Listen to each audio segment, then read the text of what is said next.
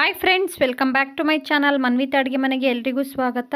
ಹೊಸದಾಗಿ ನನ್ನ ಚಾನಲ್ ನೋಡ್ತಿದ್ರೆ ದಯವಿಟ್ಟು ಸಬ್ಸ್ಕ್ರೈಬ್ ಮಾಡ್ಕೊಳ್ಳಿ, ಹಾಗೆ ಪಕ್ಕದಲ್ಲಿರೋ ಬೆಲ್ ಐಕನ್ ಮೇಲೆ ಕ್ಲಿಕ್ ಮಾಡಿ. ಇವತ್ತಿನ ವಿಡಿಯೋದಲ್ಲಿ ಪಡವಲಕಾಯಿ ಗ್ರೇವಿನ ಹೇಗೆ ಮಾಡೋದು ಅಂತ ನೋಡೋಣ. ಚಪಾತಿ, ರೊಟ್ಟಿ, ವೈಟ್ ರೈಸ್, ದೋಸೆ, ಇಡ್ಲಿ ಎಲ್ಲದರ ಜೊತೆನೂ ತುಂಬಾ ರುಚಿಯಾಗಿರುತ್ತೆ ಗ್ರೇವಿ. ಹಾಗೆ ಮಾಡೋದು ತುಂಬಾ ಸುಲಭ. ಬನ್ನಿ ಹೇಗೆ ಮಾಡೋದು ನೋಡೋಣ. ಮೊದಲನೇದಾಗಿ ನಾನಿಲ್ಲಿ 1 ಕಪ್ಪು ಕಡಲೆಬೇಳೆನ 1 ಅವರ್ ಮುಂಚೆನೇ ನೆನೆಸಿಟ್ಕೊಂಡಿದ್ದೀನಿ. ಕಡಲೆಬೇಳೆನ 2 ಬಾರಿ ತೊಳೆದು ಕುಕ್ಕರ್ಗೆ ಹಾಕ್ಕೊಂಡಿದ್ದೀನಿ. 1 ಪಡವಲಕಾಯಿನ ಮೇಲ್ಗಡೆ ಇರೋ ಸಿಪ್ಪೆ ಎಲ್ಲ ಒರೆದು ಒಳಗಡೆ ಇರುವ ತಿರುಳೆಲ್ಲ ತೆಗೆದು ಸಣ್ಣದಾಗಿ ಹೆಚ್ಚಿ ಹಾಕ್ಕೊಂಡಿದ್ದೀನಿ. ಇದಕ್ಕೆ ಬೇಯೋದಕ್ಕೆ ಎಷ್ಟು ಬೇಕೋ ಅಷ್ಟು ನೀರನ್ನ ಹಾಕ್ಕೊಂಡು ರುಚಿಗೆ ತಕ್ಕಷ್ಟು ಉಪ್ಪು ಹಾಕಿ ಕುಕ್ಕರ್ ಲಿಡ್ನ ಕ್ಲೋಸ್ ಮಾಡಿ 1 ವಿಸಿಲ್ ಕೂಗಿಸ್ಕೊಂಡಿದ್ದೀನಿ.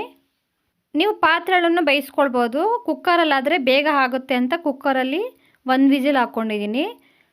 ಮಸಾಲೆ ರುಬ್ಬೋದಕ್ಕೆ ಒಂದು ಮಿಕ್ಸಿ ಜಾರ್ಗೆ 3 ಟೇಬಲ್ ಸ್ಪೂನು ಕಾಯಿ ತುರಿನ ಹಾಕ್ಕೊಂಡಿದ್ದೀನಿ. ಹಾಗೆ 1 ಸ್ಪೂನು ಜೀರಿಗೆನ ಹಾಕ್ಕೊಂಡು ಸ್ವಲ್ಪ ನೀರು ಹಾಕಿ ನೈಸಾಗಿ ರುಬ್ಬಿ ಎತ್ತಿಟ್ಕೊಂಡಿದ್ದೀನಿ. ಗ್ರೇವಿನ ಮಾಡೋದಕ್ಕೆ ಒಲೆ ಮೇಲೆ ಒಂದು ಪ್ಯಾನ್ನ ಇಟ್ಕೊಂಡು 2 ಟೇಬಲ್ ಸ್ಪೂನ್ ಎಣ್ಣೆ ಹಾಕ್ಕೊಂಡಿದ್ದೀನಿ. ಎಣ್ಣೆ ಬಿಸಿಯಾದ ನಂತರ ಅರ್ಧ ಸ್ಪೂನು ಸಾಸಿವೆ, ಅರ್ಧ ಸ್ಪೂನು ಜೀರಿಗೆ ಹಾಕ್ಕೊಂಡಿದ್ದೀನಿ. ಸಾಸಿವೆ ಚಿಟಪಟ ಅಂದ ನಂತರ 2 ಹಸಿಮೆಣಸಿನ್ಕಾಯಿ, 1 ಒಣಮೆಣಸಿನ್ಕಾಯಿ ಹಾಕ್ಕೊಂಡಿದ್ದೀನಿ. ಹಾಗೆ 1 ಈರುಳ್ಳಿನ ಹಾಕ್ಕೊಂಡಿದ್ದೀನಿ. ಈರುಳ್ಳಿ ಸ್ವಲ್ಪ ಕಲರ್ ಚೇಂಜ್ ಆಗೋ ತನಕ ಫ್ರೈ ಮಾಡ್ಕೊಳ್ಬೇಕು. ನನ್ನ ಚಾನಲಲ್ಲಿ veg recipe, non veg recipe ಎಲ್ಲ ರೀತಿಯ ಅಡುಗೆಗಳಿವೆ, ದಯವಿಟ್ಟು ಹೋಗಿ ಚೆಕ್ ಮಾಡಿ.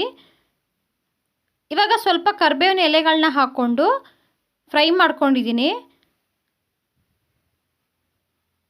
ಈರುಳ್ಳಿ ಇಷ್ಟು ಫ್ರೈ ಆದರೆ ಸಾಕು. ಇವಾಗ 1 ಟೊಮೊಟೊನ ಸಣ್ಣದಾಗಿ ಹೆಚ್ಚಿ ಹಾಕ್ಕೊಂಡಿದ್ದೀನಿ. ಟೊಮೊಟೊ ಸ್ವಲ್ಪ ಸಾಫ್ಟ್ ಆಗೋ ತನಕ ಫ್ರೈ ಮಾಡ್ಕೊಳ್ಬೇಕು. 1 ನಿಮಿಷ ಚೆನ್ನಾಗಿ ಫ್ರೈ ಮಾಡಿಕೊಂಡು ಆ ನಂತರನೇ ಉಪ್ಪನ್ನ ಸೇರಿಸ್ಕೊಳ್ಬೇಕು. ಫಸ್ಟೇ ಉಪ್ಪು ಹಾಕ್ಬಿಟ್ರೆ ಟೊಮೊಟೊ ಎಲ್ಲ ನೀರು ಬಿಟ್ಕೊಬಿಡುತ್ತೆ. ಸ್ವಲ್ಪ ಫ್ರೈ ಆದ ನಂತರನೇ ಉಪ್ಪನ್ನ ಸೇರಿಸ್ಕೊಳ್ಬೇಕು. ನೀವು ರುಚಿಗೆ ನೋಡಿ ಉಪ್ಪನ್ನ ಹಾಕ್ಕೊಳ್ಳಿ. 1 ಸ್ಪೂನು ಅಚ್ಚಕಾರದ ಪುಡಿ, ಅರ್ಧ ಟೀ ಸ್ಪೂನು ಅರಿಶಿಣನ ಹಾಕ್ಕೊಂಡಿದ್ದೀನಿ. ಖಾರಕ್ಕೆ ನೋಡಿ ನೀವು ಖಾರದ ಪುಡಿನ ಹಾಕ್ಕೊಳ್ಬೋದು.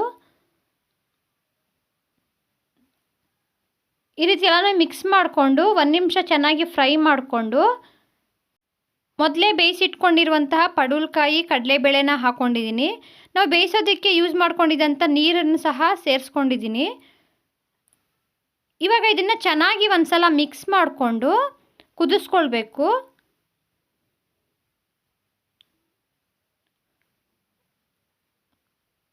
ನೋಡಿ, ಈ ರೀತಿ 1 ಕುದಿ ಬಂದ ನಂತರ ನಾವು ರುಬ್ಬಿಟ್ಕೊಂಡಿರುವಂತಹ ಮಸಾಲೆನ ಸೇರಿಸ್ಕೊಂಡಿದ್ದೀನಿ. ನಾವು ಈ ರೀತಿ ಮಸಾಲೆನ ಹಾಕ್ಕೊಂಡಿರೋದ್ರಿಂದ ಗ್ರೇವಿದು ತಿಕ್ನೆಸ್ ತುಂಬ ಚೆನ್ನಾಗಿ ಬರುತ್ತೆ. ಹಾಗೆ ಜೀರಿಗೆನ ಹಾಕ್ಕೊಂಡಿರೋದ್ರಿಂದ ಕಡಲೆಬೇಳೆ ತಿಂದರೆ ಗ್ಯಾಸ್ಟ್ರಿಕ್ ಅನ್ನೋರಿಗೆ ಗ್ಯಾಸ್ಟ್ರಿಕ್ ಸಮಸ್ಯೆ ಆಗೋದಿಲ್ಲ. ನೋಡಿ, ಈ ರೀತಿ ಮಿಕ್ಸ್ ಮಾಡಿಕೊಂಡು 2 ರಿಂದ 3 ನಿಮಿಷ ಕುದಿಸ್ಕೊಂಡ್ರೆ ಪಡವಲಕಾಯಿ ಗೊಜ್ಜು ರೆಡಿ ಆಗುತ್ತೆ. ನಿಮಗೆ ಡ್ರೈ ಥರ ಪಲ್ಯ ಬೇಕು ಅಂದರೆ ಐ ಫ್ಲೇಮಲ್ಲಿ ಇಟ್ಕೊಂಡು ಒಂದು 5 ರಿಂದ 6 ನಿಮಿಷ ಚೆನ್ನಾಗಿ ಕುದಿಸ್ಕೊಂಡ್ರೆ ಅನ್ನಕ್ಕೆ ಸೈಡ್ ಡಿಶ್ ಆಗಿ ಡ್ರೈ ಪಲ್ಯ ರೀತಿ ರೆಡಿ ಆಗುತ್ತೆ. ಹಾಗೆ ಗ್ರೇವಿ ರೀತಿ ಬೇಕು ಅನ್ನೋದಾದರೆ ನೀವು ಗ್ರೇವಿ ರೀತಿ ಆದರೂ ಮಾಡ್ಕೊಳ್ಬೋದು. ಇವಾಗ ಸ್ವಲ್ಪ ಕೊತ್ತಂಬರಿ ಸೊಪ್ಪನ್ನ ಹಾಕ್ಕೊಂಡು ಮಿಕ್ಸ್ ಮಾಡಿಕೊಂಡು ಫ್ಲೇಮ್ನ ಆಫ್ ಮಾಡ್ಕೊಂಡಿದ್ದೀನಿ. ಈ ಗ್ರೇವಿನ ಚಪಾತಿ, ರೊಟ್ಟಿ, ವೈಟ್ ರೈಸು, ಮುದ್ದೆ ಎಲ್ಲದರ ಜೊತೆನೂ ತಿನ್ಬೋದು. ತುಂಬಾ ರುಚಿಯಾಗಿರುತ್ತೆ.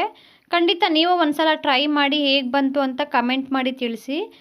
ನಾನಿವತ್ತು ಮಾಡೋ ಈ ರೆಸಿಪಿ ನಿಮಗೆ ಇಷ್ಟ ಆಗಿದ್ರೆ ಒಂದು ಲೈಕ್ ಮಾಡಿ, ಶೇರ್ ಮಾಡಿ. ಇನ್ನಷ್ಟು ಈಸಿ ರೆಸಿಪಿಗೋಸ್ಕರ ಮನ್ವಿತಾ ಅಡುಗೆ ಮನೆನ ಸಬ್ಸ್ಕ್ರೈಬ್ ಮಾಡ್ಕೊಳ್ಳಿ. ವಿಡಿಯೋ ನೋಡಿದ್ದಕ್ಕೆ ಎಲ್ರಿಗೂ ಧನ್ಯವಾದಗಳು.